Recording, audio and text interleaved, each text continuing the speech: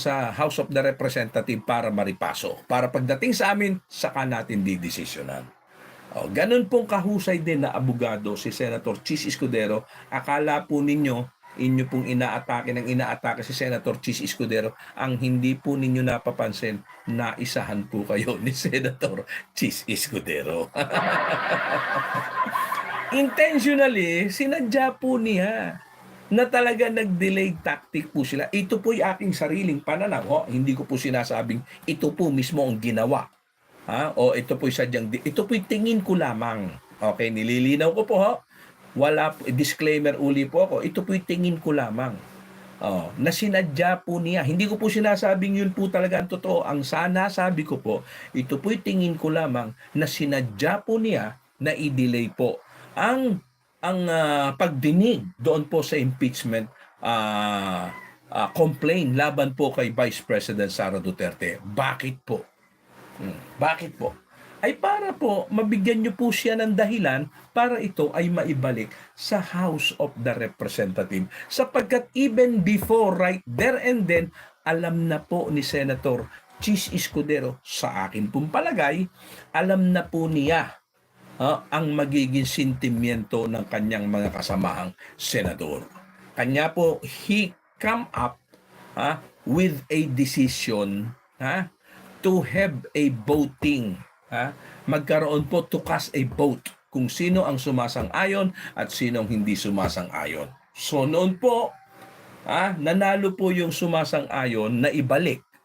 So, clear as an ocean, clear as a water ang nangyari po kay Chis Escudero. So ngayon po, tigil lang usapin laban po sa kanya. Bakit? Ginawan po niya ng desisyon Kita niyo?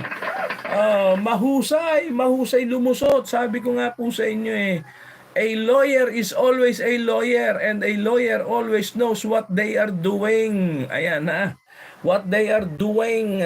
Ayan, pero hindi po ako masaya mga Bokatrip sapagkat wala po ako nakikitang komento. Ayan, teka, ako po hindi po papayag na wala akong nakikitang komento. Kinakailangan po makakita po ako ng komento.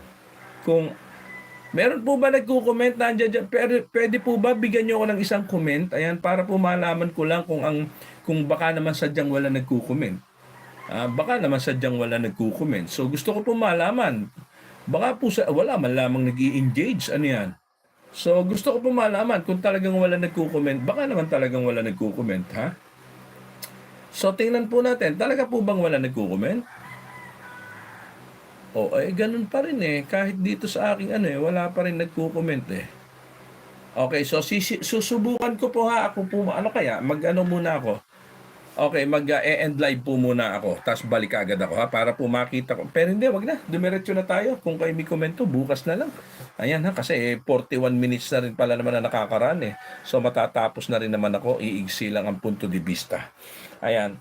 So doon po sa punto ng ating pinag-uusapan, mga Bokatrips, muli po, bumalik po sa kamay ng mga representante ang usapin po tungkol sa impeachment trial. At muli po, mga Bokatrips, ayan Okay, si Mark Balbin. Mark Balbin, i-message mo sa akin sa I-message mo ako sa Messenger para malaman ko kung anong ating po pwedeng gawin. Mark Balbin. Ayan, tingnan po natin.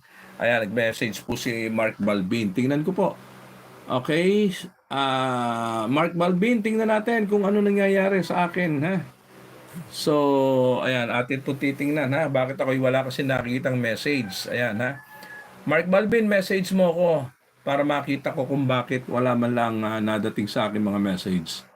Alright, so, ayan, mga Bokatribs. Parang minapindot ako rito. So, tingnan natin, Okay, sandali po lamang mga Bokatribs. Ayan ako po okay, ating mga baser magagalit siya. Ay nako mga Bokatribs, hindi ko alam kung bakit nagkagano. Siguro katangahan katangahan na accidentally katangahan. Well, anyway, tutuloy ko na lamang bukas na lamang po kayo bumawi kasi 42 na po 42 minutes na rin. Kung mag-e-end live ako, teka, saan ko ba makikita yung message? Sandali po lamang Tingnan po natin kung saan ko makikita yung mga message.